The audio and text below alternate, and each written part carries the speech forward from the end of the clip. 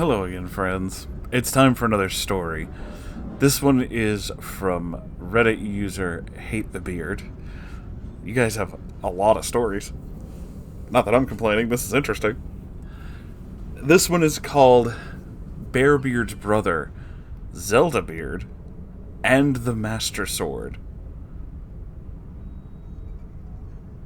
I don't have like a funny comment for that. I'm just fascinated. Let's just go. Let's see what happens.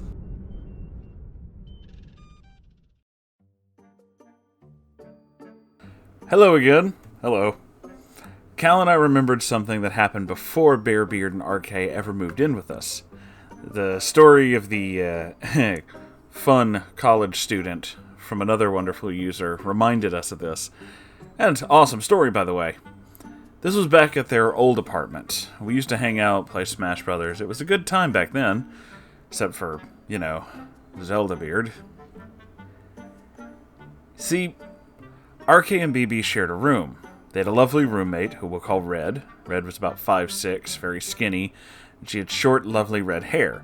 She often dressed in ripped jeans, old hoodies, snapbacks. She was pretty cool.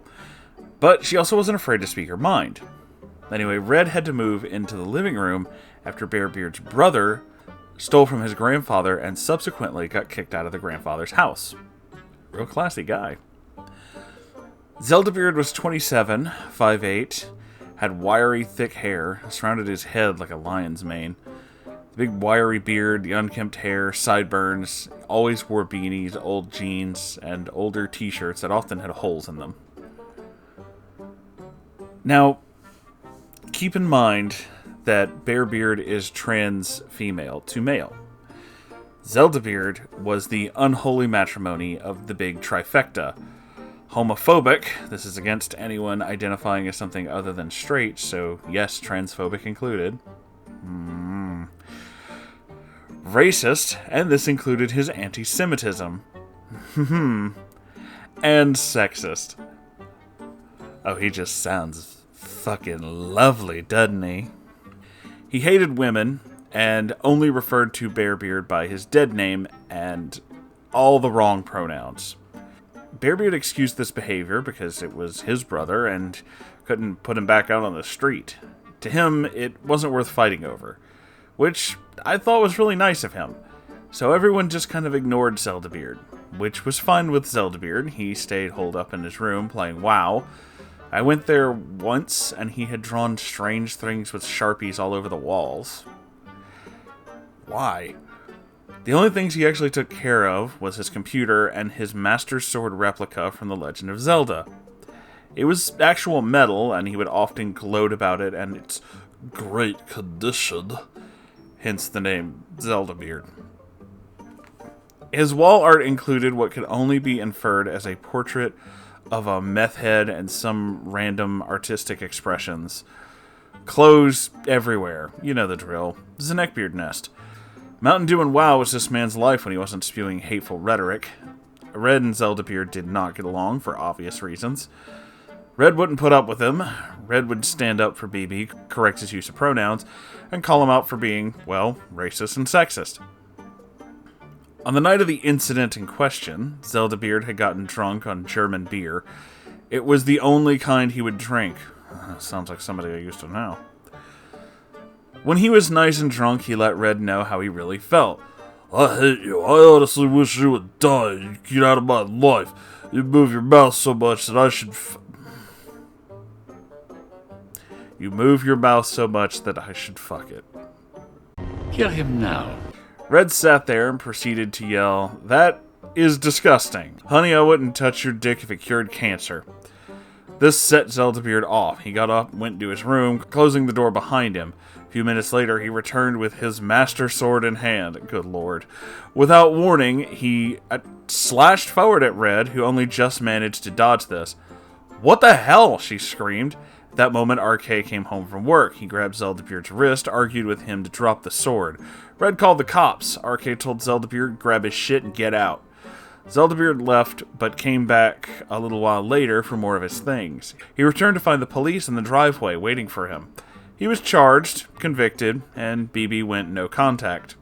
Red was traumatized. BB, in our case, sold or junked all of Zeldabeard's belongings and moved Red back into the room. Red had gotten a restraining order along with pressing charges. Zeldabeard was never heard from again, as far as we know. The incident happened several years ago now. Also forgive any errors or formatting. This is all on mobile.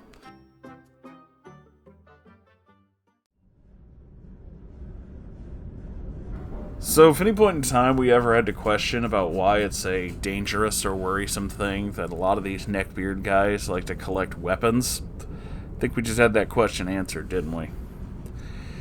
Yeah, I kind of feel like that. This guy actually reminds me of somebody I used to know a long time ago. He was also very, shall we say, wannabe Nazi. There was a lot of that rhetoric and everything he said. But he's also a big redneck, which I guess these days just kind of coincides. I guess that's just the thing. Real cool, I guess. Anyway, point is, this guy just kind of sounds like him. Like, they honestly sound almost like the same person. The guy that I knew, we'll call him R, because, you know, names. I don't think he worked for more than like 3 months in his entire life. Anytime he would have a job, he would just stop going, and he would collect minimal payment until he got fired. He had all this stuff basically handed to him. He had a friend buy him a brand new, really nice gaming computer, to which he spent all of his time on. His parents once bought him a car because they thought he was going to get a job. He didn't, and then, of course, the car got repossessed. And, yeah, he just never worked, and he would always say that it was someone or someone else's, you know, somebody or something, basically, was always stopping him. And, of course, we went the usual, you know, sexist, racist bullshit.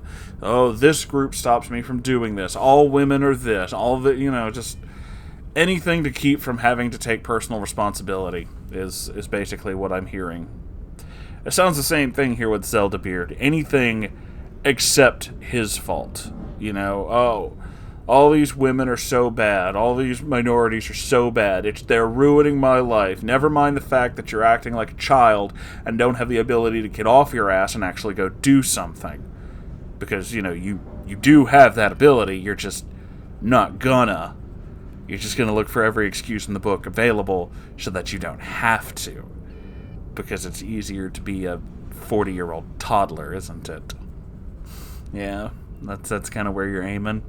Given the way that he reacted to someone else telling him he needed to stop being a prick, lashing out like an angry child is also a very, a very common thing.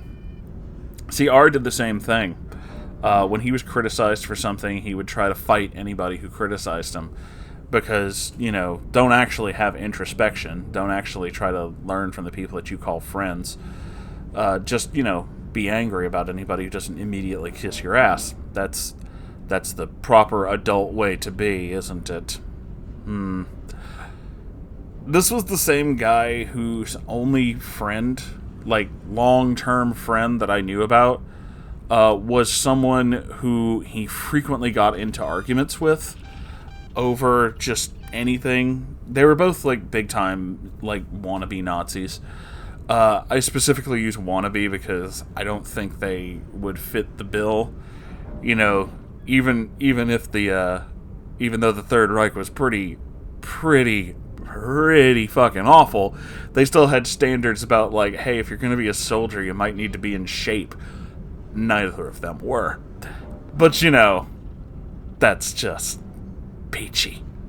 So they would argue back and forth about stuff, but still be friends. And I remember for the longest time, I want to say about 1.5 years, they would go back and forth arguing about this girl. Because one of them would start dating this girl, the other one would get mad that the first one is dating this girl, then the first one would split up with the girl, and then his friend would start dating the exact same girl. And they go back and forth like this, just all the time. This happened for like 1.5 years.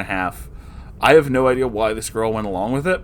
I have no idea, like, what the whole situation there was, but I know that that would be the source of why they, they both hated each other. And then they'd be best friends, and they didn't like her. And then one of them would start dating her. And it was just, it would go back and forth like that.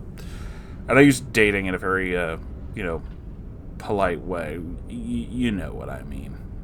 There weren't actual dates involved. Not with these boys. Not with how they are. They just kind of slimed their way around. I guess that's a good way of putting it, isn't it? Just slime their way around. Yeah. Really brings the emphasis in there, doesn't it?